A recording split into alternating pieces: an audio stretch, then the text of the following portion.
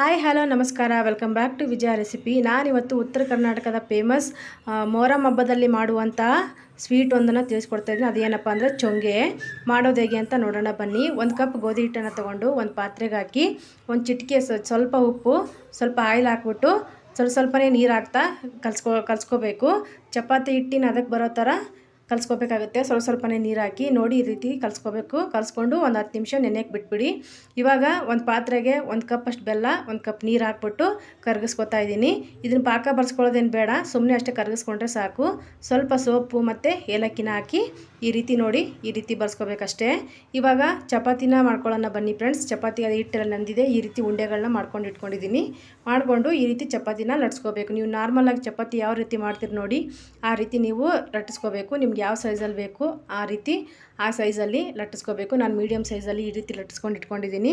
ಲಟ್ಟಿಸಿದಾದಮೇಲೆ ಅದಕ್ಕೆ ಸ್ವಲ್ಪ ತುಪ್ಪ ಸವರ್ತಾ ಇದ್ದೀನಿ. ತುಪ್ಪ ಸವರಿ ಸ್ವಲ್ಪ ಹಿಟ್ಟನ್ನು ಡಸ್ಟಿಂಗ್ ಮಾಡ್ಕೊತಾ ಇದ್ದೀನಿ. ಸ್ವಲ್ಪನೇ ಹಿಟ್ಟು ಹಾಕ್ಬಿಟ್ಟು ಡಸ್ಟಿಂಗ್ ಮಾಡ್ಕೋಬೇಕು. ಅದಕ್ಕೆ ಇನ್ನೊಂದು ಚಪಾತಿನ ಅದ್ರ ಮೇಲೆ ಹಾಕೋಬೇಕಾಗುತ್ತೆ ನೀಟಾಗಿ.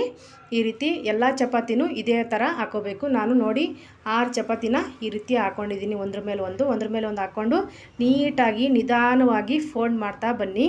ಫೋಲ್ಡ್ ಮಾಡ್ಕೊಂಬಿಟ್ಟು ನಿಧಾನಕ್ಕೆ ಒತ್ತಬಾರ್ದು, ನಿಧಾನಕ್ಕೆ ಫೋಲ್ಡ್ ಮಾಡಿಬಿಟ್ಟು ಈ ರೀತಿ ಸೈಡಿಗೆ ತೊಗೊಂಡು ಅದನ್ನು ಕಟ್ ಮಾಡ್ಕೋಬೇಕಾಗುತ್ತೆ. ನಿಮಗೆ ಎಷ್ಟು ಬೇಕೋ 3 ಬೇಕಾದ್ರೆ 3, 4 ಬೇಕಾದ್ರೆ 4 ಈ ರೀತಿ ಈ ಥರ ಕಟ್ ಮಾಡ್ಕೋಬೇಕಾಗುತ್ತೆ. ನೋಡಿ ನಾನು ತೋರಿಸ್ತಾ ಇದ್ದೀನಲ್ಲ ಆ ರೀತಿ ನೀವು ಕಟ್ ಮಾಡ್ಕೋಬೇಕು.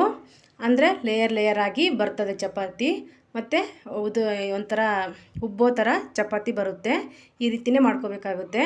ನೋಡಿ ಇದು ಈ ಥರ ಹಿಂಗೆ ತೊಗೊಂಬಿಟ್ಟು ಒತ್ಕೊಂಡು ಲಟ್ಟಿಸ್ಕೋಬೇಕಾಗುತ್ತೆ. ಎಲ್ಲನೂ ಇದೇ ರೀತಿ ಮಾಡ್ಕೋಬೇಕು. ನೋಡಿ ತೋರಿಸ್ತಾ ಇದ್ದೀನಲ್ಲ ನಾನು ಈ ರೀತಿ ಮಾಡ್ಕೋಬೇಕಾಗುತ್ತೆ.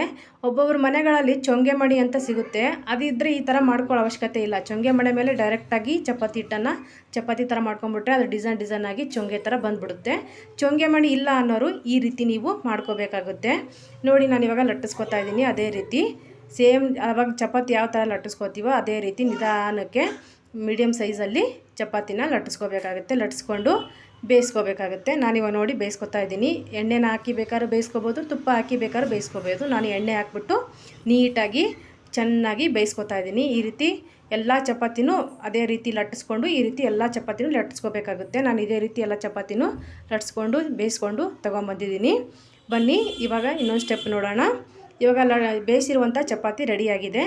ಇವಾಗ ಒಂದು ಬೇರೆ ತಟ್ಟೆನ ತೊಗೊಂಬಿಟ್ಟು ಚಿಕ್ಕದು ಅದಕ್ಕೆ ಚಪಾತಿನ ಹಾಕಿ ಇವಾಗ ತುಪ್ಪನ ಹಾಕೋತಾ ಇದ್ದೀನಿ. ತುಪ್ಪ ಹಾಕ್ಕೊಂಡು ನೀಟಾಗಿ ಎಲ್ಲ ಕಡೆ ಸವರ್ಕೋಬೇಕಾಗುತ್ತೆ. ಸವರ್ಕೊಂಡು ಅದಾದಮೇಲೆ ನಾವು ಆವಾಗಲೇ ಮಾಡಿ ಇಟ್ಕೊಂಡಿದ್ವಲ್ಲ ಬೆಲ್ಲದ ಸಿರಪ್ಪು, ಅಂದರೆ ಬೆಲ್ಲ ಕರಗಿಸಿರೋಂಥ ನೀರು, ಅದನ್ನು ಇವಾಗ ಒಂದೊಂದು ಸ್ಪೂನ್ ತೊಗೊಂಡ್ಬಿಟ್ಟು 1-2 ಸ್ಪೂನ್ ಹಾಕಿದರೆ ಸಾಕಾಗುತ್ತೆ. ಒಂದು ಚಪಾತಿಗೆ ಹಾಕ್ಬಿಟ್ಟು ನೀಟಾಗಿ ಅದನ್ನು ಸವರ್ಕೋಬೇಕಾಗುತ್ತೆ. ಅದಾದಮೇಲೆ ಗಸಗಸೆನ ಸ್ವಲ್ಪ ಆ ಕಡೆ ಈ ಕಡೆ ಎಲ್ಲ ಕಡೆ ಬರೋ ಥರ ಉದುರಿಸ್ಕೋಬೇಕು. ಅದಾದಮೇಲೆ ಒಣ ಕೊಬ್ಬರಿನ ತುರಿದಿಟ್ಟಿರುವಂಥ ಒಣ ಕೊಬ್ಬರಿ ಈ ರೀತಿ ಎಲ್ಲ ಕಡೆ ಹರಡೋ ಥರ ಹಾಕೋಬೇಕು. ಹಾಕಿದ್ದಾದಮೇಲೆ ಅದೇ ಚಪಾತಿ ಮೇಲೇ ಇನ್ನೊಂದು ಚಪಾತಿನ ಇಕ್ಬಿಟ್ಟು ಅದೇ ರೀತಿ ಸೇಮ್ ನಾನು ಆವಾಗಲೇ ತೋರಿಸಿದ್ನಲ್ಲ ಅದೇ ರೀತಿ ತುಪ್ಪನ ಹಾಕಿ ಬೆಲ್ಲ ಸಿರಪ್ ಹಾಕಿ ಗಸಗಸೆ ಹಾಕಿ ಒಣ ಕೊಬ್ಬರಿನ ಹಾಕಿ ಅದೇ ರೀತಿ ಎಲ್ಲ ರೀತಿಯೂ ಮಾಡಿ ಒಂದ್ರ ಮೇಲೆ ಒಂದು ಮಾಡಿಬಿಟ್ಟು ಇಟ್ಬಿಟ್ರೆ ರುಚಿಯಾದ ಒಳ್ಳೆ ಟೇಸ್ಟಿಯಾಗಿರುವಂಥ ಚೊಂಗೆ ಸವಿಯಲು ಸಿದ್ಧ ಆಗುತ್ತೆ.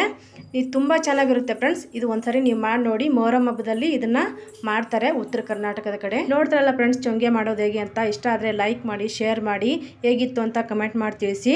ನಮ್ಮ ಚಾನಲ್ನ ಯಾರು ಇನ್ನೂ ಸಬ್ಸ್ಕ್ರೈಬ್ ಮಾಡಿಲ್ವೋ ಸಬ್ಸ್ಕ್ರೈಬ್ ಮಾಡಿ, ಬೆಲ್ ಐಕನ್ನ ಕ್ಲಿಕ್ ಮಾಡಿ. Thank you so much.